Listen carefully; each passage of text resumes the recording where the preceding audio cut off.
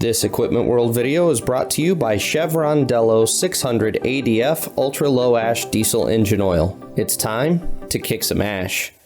Hi everyone, welcome back to Equipment World. You're watching The Dirt. I'm your host Brian, and today I want to talk about a reputation that we've gotten as the trades that is really damaging our appearance with customers and how we present ourselves.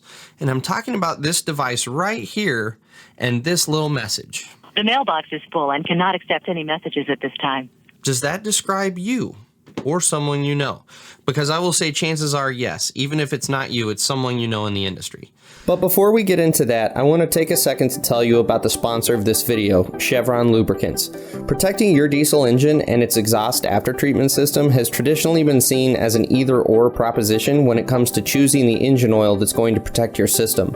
And that's exactly why Chevron spent more than a decade of R&D work developing a no-compromise formulation.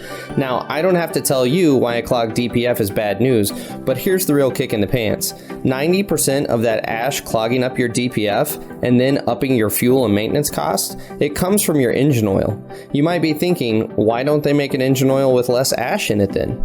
You'll be happy to learn that Chevron agrees with you. They've developed a new ultra low ash diesel engine oil that is specifically designed to combat DPF ash clogging.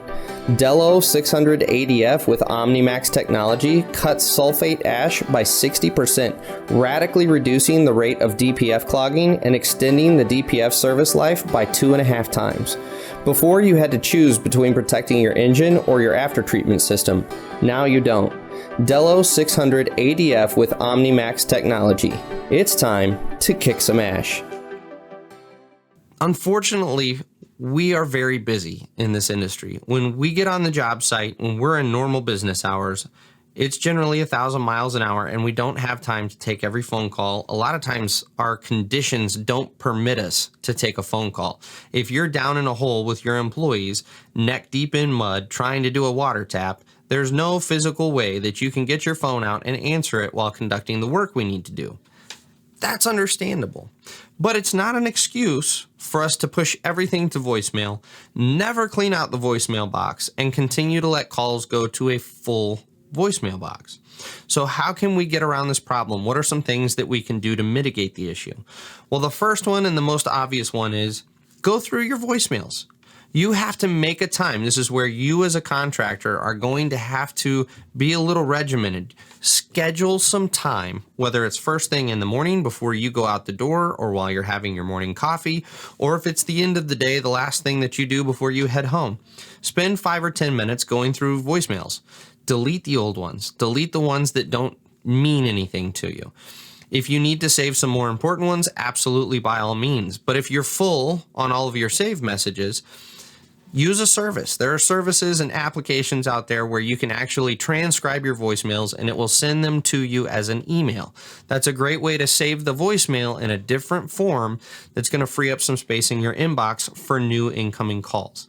The other thing that we need to talk about is getting back to your voicemails in a timely manner. I cannot tell you the number of times I've called different contractors, and it's 5 or 6 days if they call me back. And that's a really, really poor reputation to have in this industry of being people who don't call you back and you have to chase to get a hold of. That doesn't exude professionalism. It exudes amateurism, if that makes sense. So let's talk about another way that we could potentially handle this voicemail issue. An answering service. I know we're blue collar guys. We don't get into that stuff, right? Nope, that is not the case. That's false. We can absolutely utilize answering services. And believe it or not, that can help you project an image of being a bigger company than you are. Think about it as a mom and pop little operation with 4 people where we don't even have a true office. It's my office in my house. But if someone calls my office at my house and they get picked up by an answering service where you have a receptionist, well, now we sound like an official company that actually has an office somewhere. We actually have that professional appearance that, okay, I was kind of back and forth between you and this other contractor, but the other contractor has a full voicemail box and I've tried calling him 3 separate times with no callback. versus your company has an answering service and I've already gotten a call back from you last week, that's an obvious choice. For someone who's wanting your services, that's an obvious choice on who you should go with. And I guess that's my entire point with this video. It's not going to be a long one, but the way you come across on the phone is really important to your company. It's really important to your business because that is one of the first impressions people get. And if I call you as a contractor and I get this message, The mailbox is full and cannot accept any messages at this time. that's not a professional.